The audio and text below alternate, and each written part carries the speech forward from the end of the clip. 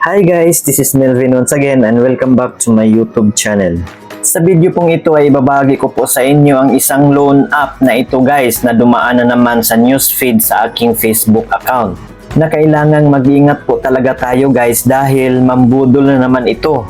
Isang scam po talaga ito. At tingnan nyo guys, sa kanilang post may mga nagre-react na ng heart at may nagsishare na rin. Sila-sila rin naman yan eh. At ang GoTime Bank pa rin ang ginagamit nila guys.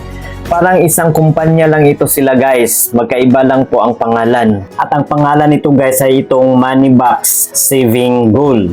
Yung tulad nito guys na nireview ko, ang pangalan noon ay Bank Loan Calc. Tingnan nyo guys ha, kapag pindutin ko na itong install now, ay ididiretso na tayo sa Play Store. So nang in-install ko na ito guys, at nang installed na po siya ay inopen ko na. At same pa rin ang introduction nila guys, kukunin pa rin nila ang ating mobile number. At pag pindot nitong OTP guys, wala pa ring one-time pin na dumating sa aking cellphone. Galing pa rin sa kanila yung OTP guys. Hindi na dumaan sa aking cellphone number na nilagay. At pag pindot ko nitong login guys, at may maximum loan amount na pong nakalagay na 50,000 pesos ko no. At nang sinubukan ko ng applyan, pinindot ko na itong apply now. At ito na po ang kanilang form guys. Hiningi na po nila ang aking basic information. Tulad po ng aking kumpletong pangalan, ang aking edad, kasarian, at ang aking marital status. At dito sa second page ng kanilang form guys, ay hingiin na nila ang aking job information. Tulad po ng aking total years of work, ang aking monthly income, at ang monthly family income. At dito sa next page ay ang ating emergency contact. So dalawang emergency contact lang pong kailangan nila guys. At wala po silang pinipiling contact person guys, kahit sino lang po ang ilalagay natin. Pagkatapos ko na fill upan ito guys, pag pindot ko nitong next, ay payout channel na kaagad guys. Papipiliin na po tayo kung saang e-wallets or saang bangko natin itatransfer ang ating uutangin dito. So ang pinili ko po dito guys ay itong aking GCash account. At nilagay ko na ang aking GCash number.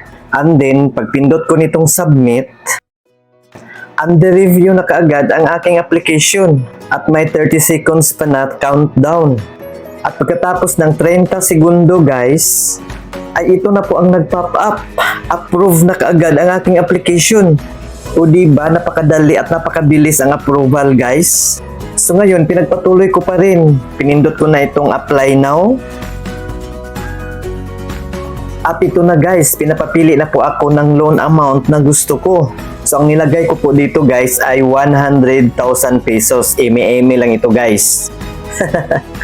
So ang pinili ko pong loan term kunyari ay 6 months. At kunyari may contract number pa pong nakalagay. At basahin nyo na lang ang repayment plan nila guys. Diba sa 100,000 pesos, kapag 6 months natin bayaran, ang interest lang yan daw guys is 2,500 pesos lang. So kayo na lang po ang bumasa ng ibang mga repayment plan dyan guys na nakalagay. So ngayon, pinindot ko na itong get loan now. O diba guys, pareho lang po nung una kong ni-review. May processing fee pa po tayong babayaran bago i-release nila yung niloan natin. Sino bang niloloko nila? Pagpindot ko nitong pay processing fee, at ayan po, 1,000 pesos po ang processing fee. Ito po ang kukunin nila sa atin guys. Pagpindot ko nitong pay now,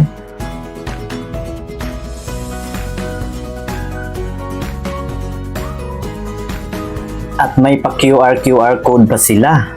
Kaya mag-ingat po talaga tayo dito guys. May mga nabasa ako mga reviews nito sa Play Store. Marami po silang na-scam guys. Maraming nagbayad ng processing fee na hindi po ni-release yung niloan nila. At yun, hindi na rin binalik yung sinid nilang processing fee. Kawawa naman yung na-scam nila guys. Hindi rin natin ito sila marireport guys dahil wala po silang mga contact info. So sa mga baguhan dyan sa mga online lending app guys, alerto po talaga tayo. So that's all for today guys. Don't forget to like and share this video para ma-aware din po ang iba guys. At huwag rin kalimutang mag-subscribe sa aking YouTube channel para sa iba pa pong mga reviews sa mga bagong naglalabas ang ula ngayon. Maraming salamat sa panonood. See you again sa next kong mga reviews. God bless us all. Goodbye.